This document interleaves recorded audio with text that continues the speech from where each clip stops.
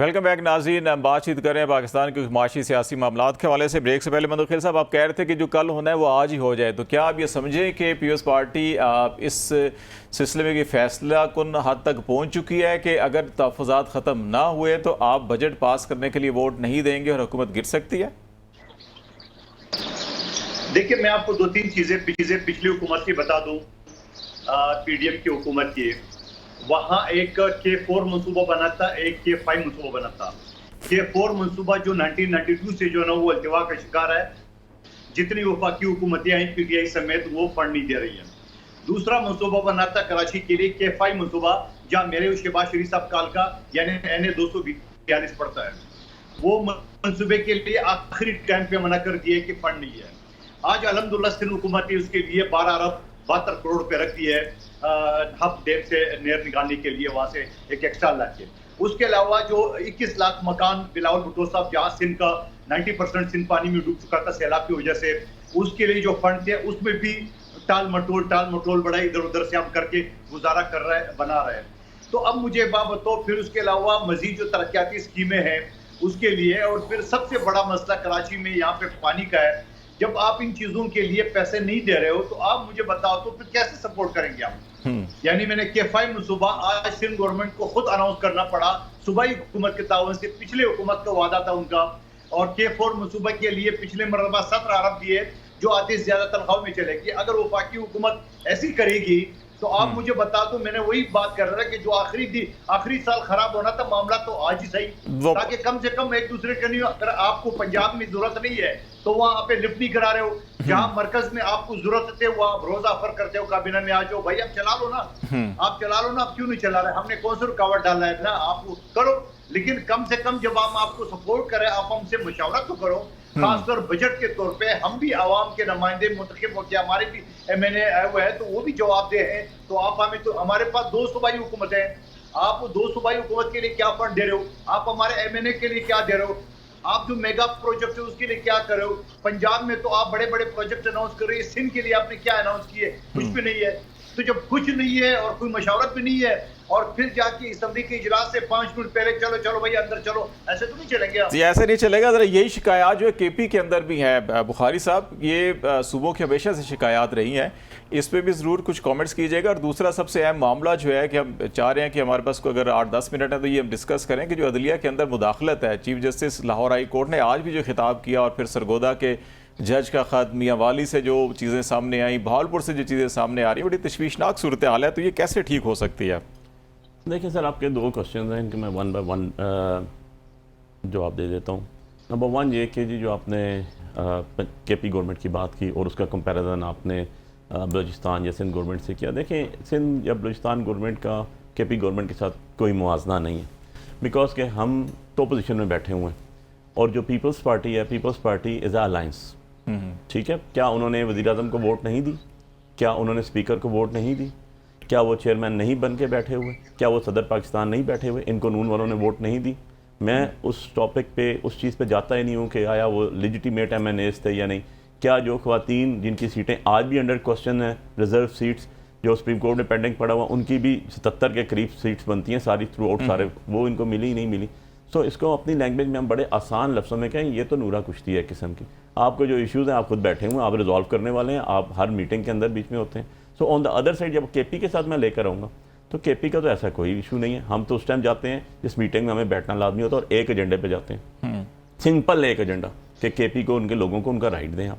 इसके अलावा क्या क्या दिया CM ने, सारी स्पीच सुन लें उसकी डे 1 से आज तक, तो आपको एक चीज़ पता लगेगा कि वो अपने लोगों की राइट की बात कर रहे हैं। वो जाना भी नहीं चाहता अगर उसको उसके लोगों का राइट मिल जाए वहाँ पर। तो इसमें तो कोई वो चीज़ नहीं है कंपेरिजन। दूसरा सवाल आपका जो था वो था जुडिशरी से रिलेटेड। देखें, बहुत सी चीज़ें ऐसी हैं जो अब एक खुल के सामने आ चुकी हैं, और अगर हमने मुल्क को आगे चलाना है तो हमें जस्टिस सिस्टम को ओरिजिनल जस्टिस सिस्टम रह के उसको आगे बढ़ने फलने फूलने देना है। क्योंकि अगर लोगों का एतमाद, देखें, खाने के लिए लोगों के पास ऑलरेडी कुछ नहीं है, महंगाई ने कमर तोड़ के रख दी है, लोग 2 टाइम की रोटी के नवाले के तरस रहे हैं, तालीम उनके पास नहीं है, सेहत उनको नहीं मिल रही, और ऐसा है कि एक उनको जो रिलीफ मिलने की जगह है वो होती है अदलिया। जब वहाँ से भी रिलीफ नहीं मिलेगा और अपनी मर्जी के डिसीजन आना शुरू हो जाएंगे तो फिर तो आपका मुल्क का इंफ्रास्ट्रक्चर ज़ीरो हो गया। फॉर एग्जांपल, अब सबसे पहले सबसे पहले अगर कोई बुनियाद हुई तो वो इस्लामाबाद हाई कोर्ट के 6 जजेस का खत है। अब 8 जजेस इस्लामाबाद में, including Islamabad high court chief justice, उसमें से 6 जजेस ने कहा कि हमारे साथ ये नहीं, उसमें 7वें साहब जो है उन्होंने भी पहले खत लिखा था, आखिरी खत में शामिल नहीं हुए वो। सो 8 में से अगर 7 लोग उसमें मुतासर हुए तो meaning by there are some serious issues. Then उसके बाद मियाँ वाली, देन उसके बाद सरगोदा और आज चीफ साहब की जो chief justice Lahore high court की जो पिंडी में उन्होंने आके स्पीच की, वो it speaks width of its own volume which is very much clear and transparent. और इससे मंदोखेल साहब हो, कमर साहब हो, मैं हूँ, हम में से आप समेत कोई बंदा इनकार नहीं कर सकता कि जब तक इंडिपेंडेंस ऑफ जुडिशरी नहीं होगी तो उस वक्त मुल्क आगे नहीं चल सकता। अगर इंडिपेंडेंस ऑफ जुडिशरी नहीं होगी तो जंगल का कानून होगा, माइट इज राइट होगा।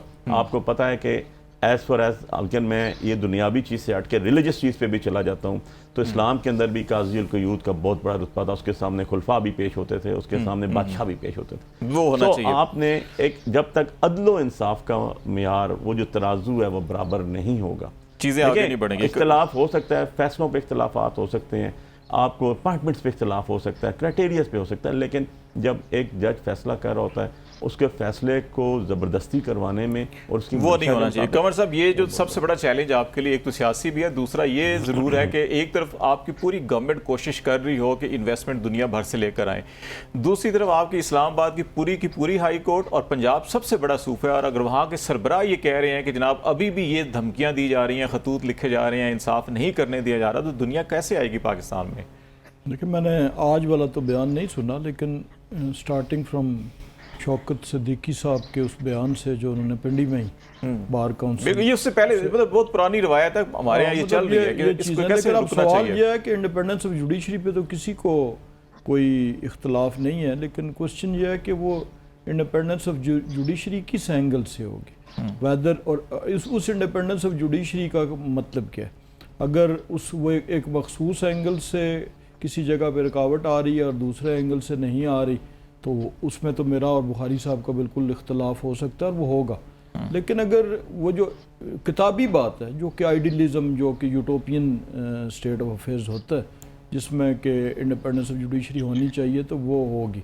लेकिन वो जो मिसाल इन्होंने दी वो खुलफाए राशिदीन से, उसमें तो वो है ना कि वो ना गज़नवी में तड़प रही, ना वो खम है जुल्फ़े अयाज़ में। तो आज तो अब वो वाली मिसाल तो शायद नहीं चलेगी। इस किस्म की मिसालें माजी में भी बहुत दी गई, कभी मदीना से तकाबुल किया गया या कभी किसी को, लेकिन मैं समझता हूँ कि हमें बहरहाल इसके बावजूद इस हद तक तो मैं बिल्कुल इनसे इत्तेफाक करता हूँ कि इंडिपेंडेंस ऑफ जुडिशरी बहुत ज़रूरी है, लेकिन इंडिपेंडेंस ऑफ जजेस और इंडिपेंडेंट ओपिनियन ऑफ जजेस और जुडिशरी भी बहुत ज़रूरी है। वो भी है। मंदोखेल साहब, आपकी तरफ आते हैं कि 2-2.5 मिनट हमारे पास हैं, कि आपके ख्याल में, क्योंकि जुल्फ़िकार अली भुट्टो साहब का हम फैसला देख लें, फिर मियां नवाज शरीफ साहब को जो सज़ाएँ दी गई, बाद में उसमें जजेस का कंडक्ट, बहुत सारी चीज़ें सामने आई और अभी भी जो चीज़ें सामने खुलकर आ रही हैं, तो ये हर दौर के अंदर ये हो रहा है। लेकिन इसको किस अंदाज में, कोई इज्तिमाई विजडम के साथ या कुछ बैठ के, या किस तरीके से जो है कि इस जो बैरूनी असर है उसको ख़त्म किया जा सके, ताकि एक इंडिपेंडेंट जुडिशरी हो, आज़ाद फैसले हो, ना आपको ना किसी और को शिकायत हो, और इन्वेस्टमेंट जो हम चाहते हैं, मैशी तरक्की जो चाहते हैं, वो भी उस वक्त होगी जब इंसाफ होगा, तो ये यकीनी बनाया जा सकेगा। देखिए, मैं एक चीज बताऊं, जिसकी जो अपॉइंटमेंट होती है वहां पे ISI की, MI की और IP की रिपोर्ट जाती है, ठीक है। जब तक उनकी क्लियरेंस रिपोर्ट नहीं होती है, कोई जज भर्ती नहीं हो सकता है। तो यकीनन फिर इस हवाले से उनके ताल्लुकात भी बनते हैं और उनके साथ सलाम दुआ भी होते हैं। लेकिन जजेस को तो हर कोई अप्रोच कर सकते हैं, मैं और आप, वकील, कोई भी अप्रोच कर सकते हैं, लेकिन फिर जजेस का काम है कि वो अप्रोच में ना है, वो दबाव में नहीं है। आज चीफ जस्टिस जो लाहौर हाईकोर्ट ने कहा है, उसने यही बात की है कि हम नहीं आते दबाव में। आपको एक आदमी, अगर एक थानेदार आपको अप्रोच कर दे कि आप शो मेरे हिसाब के मुताबिक करें, आप ना माने, आप ना माने, और फिर आपके पास कंटेम्प्ट ऑफ कोर्ट का आपके पास इख्तियार है, आप उसको नोटिस दे। तो इसमें कोई पॉलिटिकल लोग उसको सीधा नहीं कर सकते हैं। PTI वाले आजकल बड़ी हमदर्दी दिखा रहे हैं। ये सबसे पहले तो यही गालियां देते थे जब आदम एतमाद की तहरीक का जो असेंबली तोड़ा था, जहां चीफ जस्टिस समेत 5 जजेस ने जो बहाल की है, तो इन्हें तो कार्टून सोशल मीडिया में किया है। और अभी इमरान खान साहब ने मौजूदा चीफ जस्टिस सुप्रीम कोर्ट को खत लिखा, मैं आपका एतबार नहीं है, और ये दुनिया का पहला मुजरिम है जो बराह रास्त सुप्रीम कोर्ट से मुखातिब है। तो ये क्या है पाकिस्तान की तारीख में? इस्लामाबाद हाई कोर्ट के खिलाफ पूरे इनकी वकला बरादरी ने, उनके पूरे पीटीआई के लोगों ने प्रेस कॉन्फ्रेंस किया, मैं एतबार नहीं है आपके पास, और रऊफ हसन साहब ने तो और सख्त अल्फाज कहे।